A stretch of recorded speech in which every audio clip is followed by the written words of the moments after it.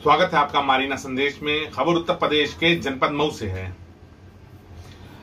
अविनाश पांडे जी हमारे मऊ के पुलिस अधीक्षक महोदय जो अपराध और अपराधियों पर लगातार नजर बनाए हुए हैं, तो वहीं हमारे जिलाधिकारी महोदय अरुण कुमार जी हर मुद्दे पर, हर पॉइंट पर नजर रखे हुए हैं। किसी भी तरीके से दोनों आदमी मिल करके जिस तरीके से मऊ का शासन प्रशासन चला रहे हैं, अपराध को और अपराधियों को काफी कंट्रोल में रखा है। लॉ एंड ऑर्डर मेंटेन करने के साथ साथ अपराधियों के विरुद्ध सख्त से सख्त कार्रवाई अच्छे तालमेल से चल रही है।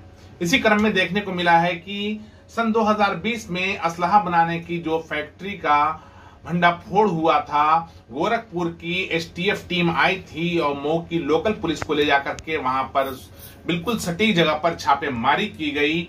जो जगह थी वो वर्तमान में परी पैलेस जो है, यानी पूर्व में जो श्री पैलेस था और परी पैलेस के पीछे की वो जगह है रामलीला जहां पर होती है, रामलीला के बगल में, वहां पर शहर के बिल्कुल बीचों बीच में थाना दक्षिण टोला क्षेत्रांतर्गत ये गतिविधि चल रही थी।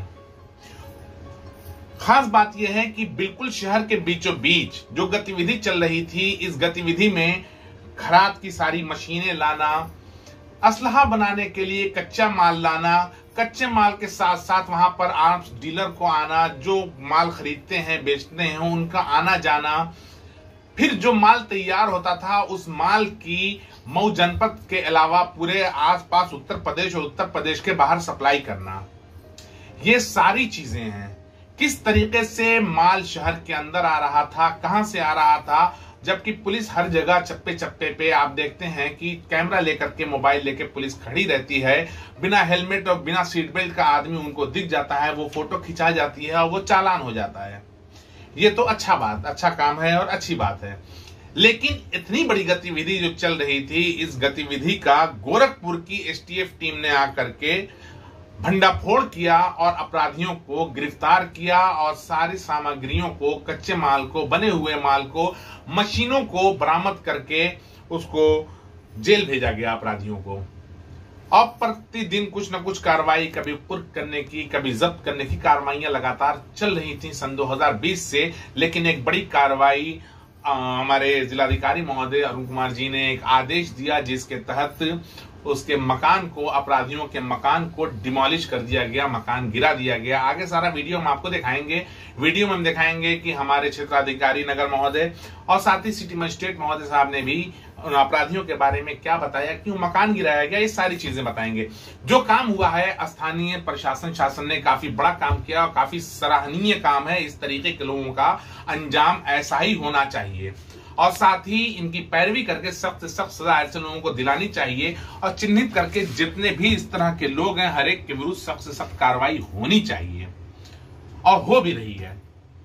लेकिन एक सवाल यह भी है कि उस समय के जो तत्कालीन एसएचओ महोदय थे डीके चौधरी साहब, जिनकी देखरेख ही आप कह सकते हैं कि जिनके नाकारेपन की वजह से और जिनकी लॉ एंड ऑर्डर मेंटेन न कर पाने की वजह से इतनी बड़ी गतिविधि शहर के बिल्कुल बीचों बीच में चल रही थी, मात्र थाने से आधे 1 किलोमीटर की दूरी पर, जहां पुलिस बैठती है मिर्जा हादीपुरा चौराहे पर, वहां से 600 से 700 मीटर की मात्र दूरी होगी, जहां पर यह गतिविधि चल रही थी शहर के बिल्कुल बीचों बीच में।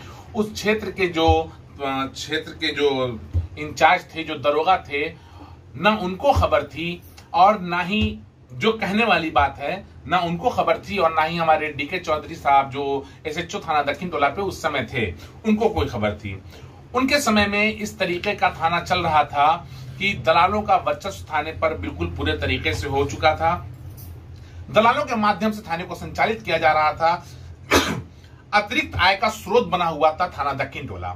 इस संबंध में पहले भी हमने बहुत सारा समाचार प्रकाशित किया था, समाचार प्रसारित भी किया था और उसके अलावा हमने ये भी दिखाया था कि थाना दक्षिण टोला क्षेत्रांतर्गत डकैती की घटनाएं किस तरीके से घटित हुई और एसएचओ जो तत्कालीन थे उस समय डीके चौधरी, किस तरीके का उनका नाकारापन था, लॉ एंड ऑर्डर मेंटेन करने में बिल्कुल फेल थे। उस समय ऊंट को भी प्रतिबंधित था और ऊंट की भी स्लॉटरिंग उनके क्षेत्र में हुई थी। एक ऊंट नाले में गिर गया था, वो ऊंट लापता हो चुका, आज तक उस ऊंट का पता नहीं चला। उस ऊंट से संबंधित कुछ पेपर थे, वो पेपर भी हमारे पास थे। हमने आला अधिकारियों से कंप्लेन भी किया, बयान भी दर्ज हुआ, लेकिन किस तरीके की कार्रवाई हुई कोई जानकारी हमें आज तक नहीं हो सकी। अवैध बालू का खनन उस समय हो रहा था, उनके अवैध शराब के ठीके चल रहे थे, बहुत सारी अवैध गतिविधियां उनके कार्यकाल में थी जिस समय थाना दक्षिण टोला में एसएचओ थे डीके चौधरी साहब। खैर, उनके नाकारेपन की अगर दास्तान गिनाने लगेंगे तो काफी समय गुजर जाएगा, काफी लंबा गुजर जाएगा। तो हम चाहते हैं कि ज्यादा समय ना लेते हुए बस संक्षिप्त में इतना ही कहना चाहेंगे कि जो उस समय के एसएचओ थे, कहीं ना कहीं हो सकता है कि उनकी भी संलिप्तता रही हो, उनकी भी जांच होनी चाहिए। फिलहाल तो जानकारी हमको ये है कि उनका अंतरजनपदीय स्थानांतरण हो चुका है, लेकिन चाहे जहां भी रहे, अपराध तो अपराध होता है। अपराध करना और अपराध में साथ देना दोनों का बराबर दंड होता है। तो ऐसे एसएचओ महोदय के खिलाफ भी कम से कम जांच होनी चाहिए ताकि दूसरे आदमी इससे बल ना प्राप्त करें। जांच होकर के अगर दोषी हुए तो इनके विरुद्ध कार्रवाई होनी चाहिए, और नहीं अगर हुए तो दोष मुक्त हो जाना चाहिए। लेकिन जांच जरूर होना चाहिए, और अगर जांच हुई है तो ऐसी जांच को जिला प्रशासन को अवगत भी कराना चाहिए आम जन को कि किस तरीके की कार्रवाई हुई है, उनको दोष मुक्त पाया गया, या फिर अगर दोषी पाया गया है तो उनके वो सख्त से सख्त कार्रवाई भी होनी चाहिए। ये सारी चीजें हैं। फिलहाल कल की जो कार्रवाई हुई है उस कार्रवाई को हम आपको आगे वीडियो में दिखाते हैं, और ये सराहनीय कार्रवाई है। मारीना संदेश और मारीना संदेश की पूरी टीम इस कार्य की सराहना करती है और उम्मीद करती है कि इस तरीके के अपराध में लिप्त सभी अपराधियों के विरुद्ध सख्त से सख्त कार्रवाई इस तरीके से जारी रहेगी। आइए वीडियो देखते हैं।